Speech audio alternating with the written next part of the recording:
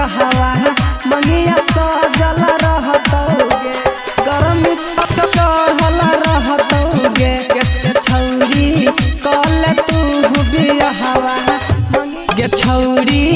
कल तू बियाहवा गोदिया भरल रहतौगे गे छौरी कल तू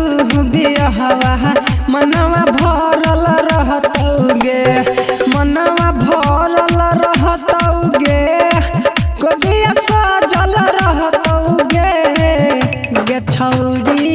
सुतबे पिया के संगवा गरमी चढ़ल रहतौगे गे छौरी कल तू बियाहवा मंगिया सजल रहतौगे अपने आप सब सुन रहल छी मैथिली स्टार म्यूजिक के गुप्ता म्यूजिक के स्टूडियो कसमा मरार गुप्ता म्यूजिक के स्टूडियो कसमा मरार कि छुईट जेहतो सब शरम की रहबे बिना रजाई के गरम गे छौरी बिना रजाई के गरम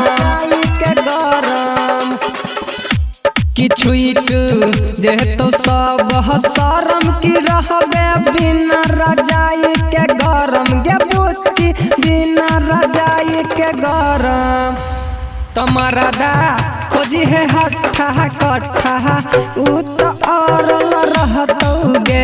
गे छौरी कल तू बियाहवा गरमी चढ़ल रहतौगे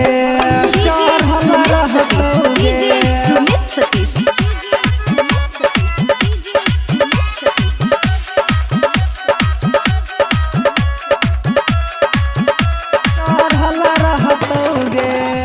कि राइटर लाल बाबू जसूती तो फेंकी जवनिया से तो रहलूती गे छौरी फेंकी जवनिया से लूती की जवनिया से लूती कि राइटर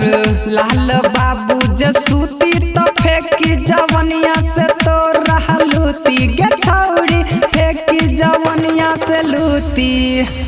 कि मिलबे गायक परमो से तबे पहरा चढ़ल रहतौगे गे छौरी कल तू बियाहवा